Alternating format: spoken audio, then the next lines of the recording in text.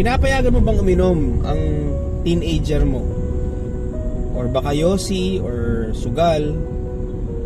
Siguro kasi ganun ka rin dati, or maybe naisip mo at least sa harap mo ginagawa, safe naman, controlled, hindi tago. Or perhaps you want to be seen as the cool parent, yung chill lang, walang bawal-bawal, di ba?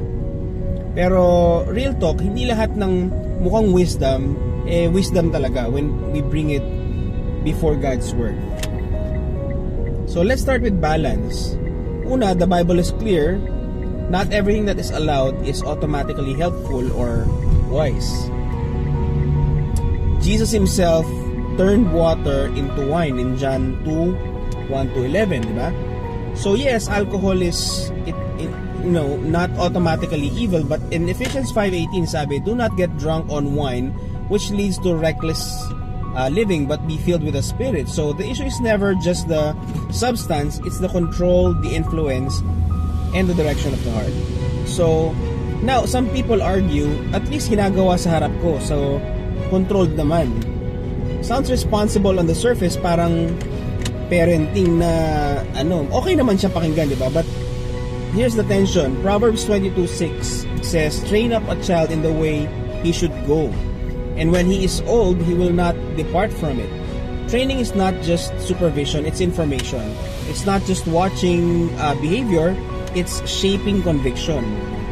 Hebrews 5:14 adds that maturity is about training in the powers of discernment to distinguish good from evil. So the goal isn't just safe exposure but spiritual discernment.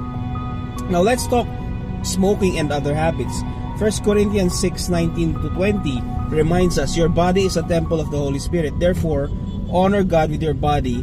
So even culture says normal, even if culture rather says na normal lang yan, the question is, does it honor God or slowly destroy what God calls sacred?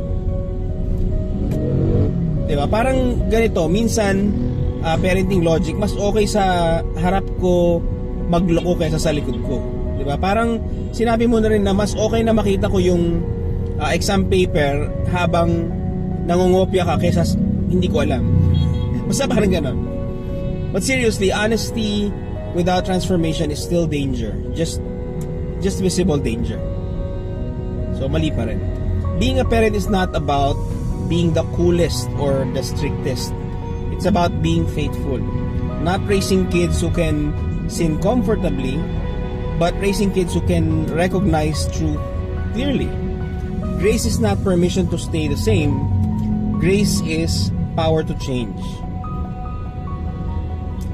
Lord, give wisdom to every parent listening right now. Help us not to raise children according to culture or fear, but according to your word.